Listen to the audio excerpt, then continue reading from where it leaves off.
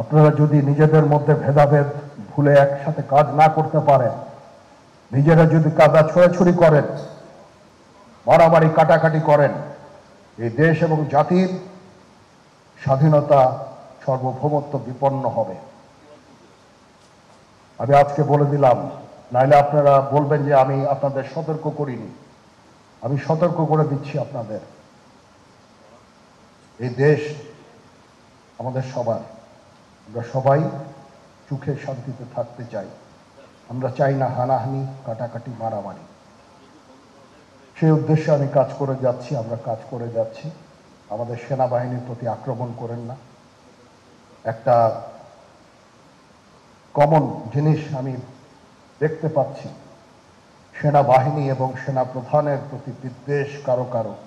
কি কারণে আজ পর্যন্ত আমি এটা খুঁজে পাইনি। আমরা হচ্ছে একমাত্র ফোর্স যেটা আপনাদের জন্য কাজ করে যাচ্ছি, দাঁড়িয়ে আছি প্ল্যাটফর্মে।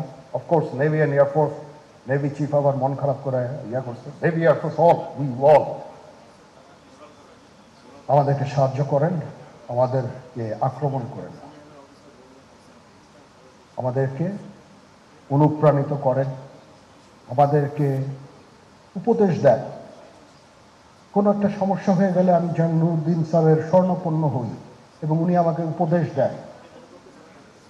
সিনিয়র জেনারেলরা আমাকে উপদেশ দেন, আমি সবার কাছে স্বর্ণপন্ন হই।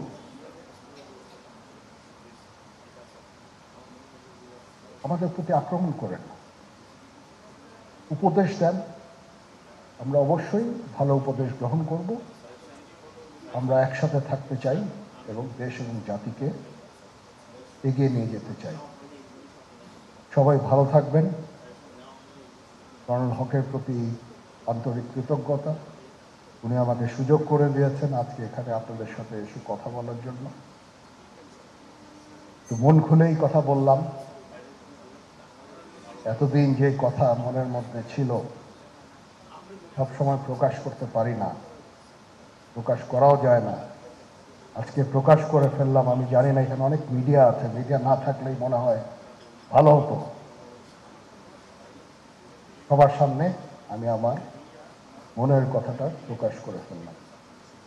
কাউকে যদি দুঃখ দিয়ে থাকি আমাকে ক্ষমা করবেন। চলেন, আসেন আমরা একসাথে কাজ করি, দেশ এবং জাতিকে একটা সুন্দর জায়গায় নিয়ে যাই। এখানেই আমাদের ছেলেমেয়েরা বাস করবে। তাদের জন্য এমন কোনো স্থান আমরা রেখে না যাই যেখানে হানাহানি, কাটাকাটি, মারামারি হবে। আমাদের পরবর্তী প্রজন্ম এই দেশে তাহলে থাকতে পারবে না। সবাই ভালো থাকবেন। আল্লাহ হাফেজ। আপনারা সবাই দাঁড়িয়ে একটু বক্তব্য একটু